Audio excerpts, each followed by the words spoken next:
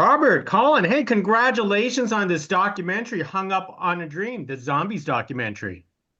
Thank you. Thank you so much. It's an amazing documentary, and I'm actually surprised. For some unknown reason, I thought there were many documentaries about the zombies previously, but everyone's talking about this one.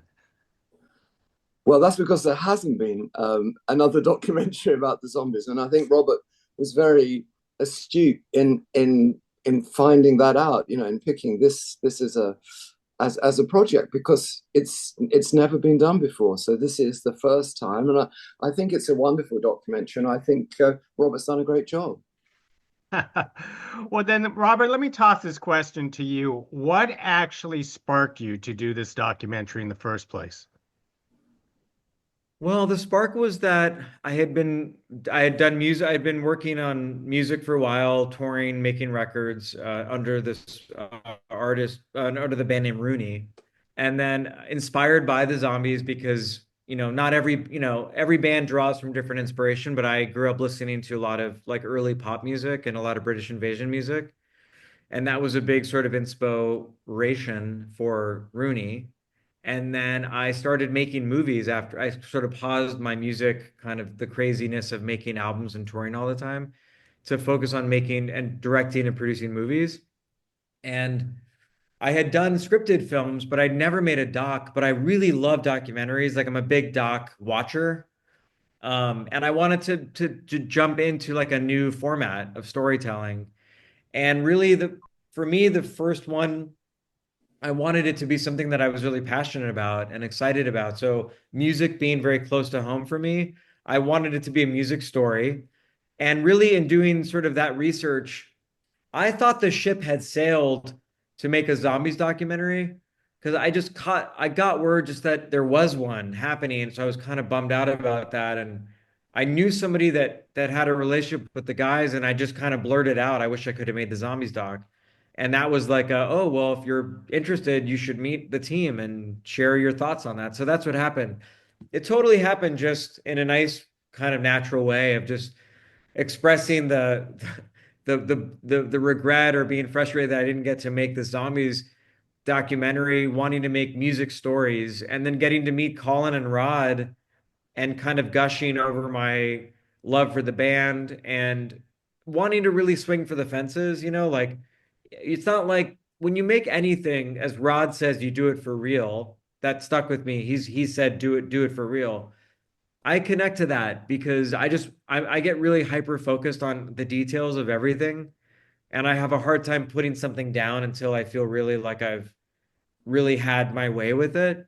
And that's when you make a movie, it's a very detailed process. So I said to the guys, I was like, look, you've created all these amazing pieces of music. We need to leave something behind here in a film that sort of lives up to what we all would expect from this sort of zombies project. And that was what we were trying to do. We were trying to make something, for me, very cinematic, something very emotional, something that covers the history, but also covers the humans behind the music. So there was these were the things on my mind going into it. Absolutely. Colin, how do you feel about that people, after almost 6 decades, people are still talking about you, your music, your band, and it still help inspire younger people through your music? Well, I think in the first place, the fact that people are still interested in the zombies after all this time, as you said, is really energizing for the future. And in some ways, because the zombies' career has been a bit full of peaks and troughs, there have been times where I've definitely felt people have forgotten about the band. And then I'm always surprised that I'm wrong. People are interested in the band. And the fact that our career has remained relevant for many people in the music industry and in the wider music listening public, it's really energizing for the future. And also because the Zombies had such a strange career, because Odessey and Oracle was finished, Time of the Season was finished and became a huge hit when the band had finished. So we never were able to acknowledge the success of Time of the Season and Odessey and Oracle. So it's wonderful that we've got this recognition late in our careers. We had to, possibly wait for Rod and I to get back together again in as it was in 1999 to acknowledge the recognition that we got, and it was a real thrill to get out there and to realize that people were still interested in the Zombies repertoire. When we first got back together again in the UK, remember we're in the UK, we're not in the States, and we didn't really think that people remembered the Zombies that well, and we were completely shocked by the interest in us and our connection to the Zombies. And eventually, because people asked for more and more songs when we were playing in concert, we found almost by chance we're playing a Zombies show. We were just adding songs all the time. And that's when we relaunched the second incarnation of the Zombies. It was probably about 7 years after we got back together again. We weren't trying to reform the Zombies when we started playing again. It came about in a very organic way because there was such intense interest in what we were doing and our back catalogue that completely by surprise we became the second incarnation of the Zombies, and it's been a wonderful experience, extremely exciting, and the excitement is intensified because it was so unexpected. Colin, do you believe is it a fair comparison to compare your band with the Beatles or the Beach Boys at the time? Oh no, I don't think so. I particularly, I listen. They're probably my two favorite bands ever. But particularly from being British, the Beatles just changed everything. Before the Beatles, I don't think there was a worldwide interest in British bands. I know there wasn't. But after the Beatles, they just opened the floodgates for British bands to tour around the world. It was a wonderful time to be in a British band. And I think that those two bands, and possibly you would add the Rolling Stones to that bracket. I think they were kind of separate. I sometimes do think of it in terms of leagues, that they're in the Premiership, the top league, and we're probably in the middle of the second division or something like that. We're there, but we're not up with those big bands, and I would never pretend that we were. We're fans of those big bands, to be absolutely honest. We're just fans. So humble. Robert, just like, the zombies dealing with their management, how do you get the licensing rights to use for your documentary? That must have been a difficult process. Um, for music, Yeah. yeah, because I mean, a doc is has a lot of stuff in it. Like there's obviously ways based on fair use. There's certain things that you can use, photos and videos and stuff like that. Depends on how they're used. But so it's very tedious to get all the pieces you need in place to make a doc. I mean, when you shoot original footage, like shoot new stuff, that's obviously very helpful because you get a lot of stuff you can make on your own. But yeah, I mean, music, this film, this zombies movie is wall to wall music. And there's some great original stuff in the film that was created for the to picture.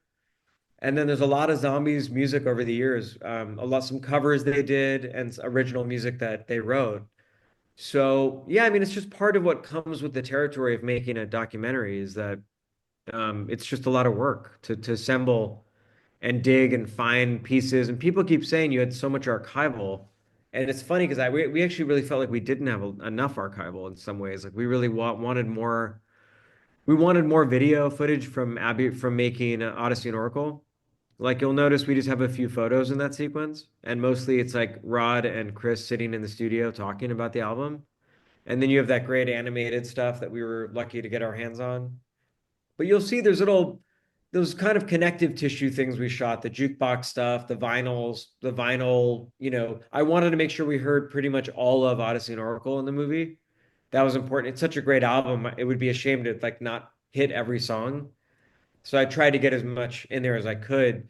But it's a long story. There's a lot in there. I mean, there's a lot we talked about that we couldn't put in the movie because it would have been like a mini series at that point. So we did what the best we could with what we had. And what's nice is people really are connecting to this film. So that's all you can ask for. So true, so true. And Colin, one of the lesser known things is people didn't know that you were also Neil MacArthur. Do you ever miss that alternative persona of yours? No. It was a chance thing. I thought my days in the music business were over, to be honest. When the band finished, it was incredibly emotional and sad for me when the band finished. And I thought that my relationship with the music business was over. And I had to, because the band never really earned any money, especially the three non writers, all had to get jobs. And that's what I did. I got a job.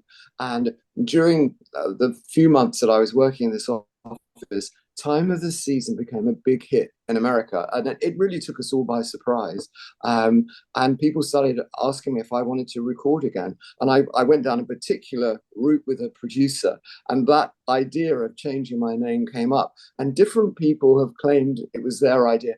I swear it wasn't my idea to change my name, and it became slightly embarrassing, really. So for a year, I was Neil MacArthur, but I never really got used to that name, and I have no intention of going back to it at this point. Well, it's excellent. Well, let me wrap it up with one last question for the both of you. As audiences have a chance to watch up Hung Up on a Dream, the Zombies documentary, what is the one most important take you hope they walk away with? Should I go first? Okay. Colin, because you got to close this, Colin. Okay, yeah, You're the lead singer of the Zombies. I know. Listen, you're creating a lot of pressure.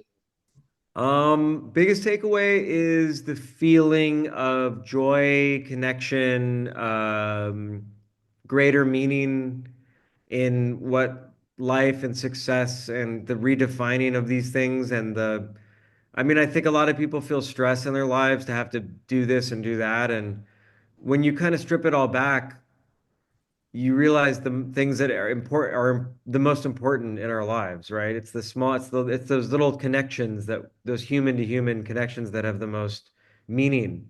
And I think this film is a lesson in that for musicians, right?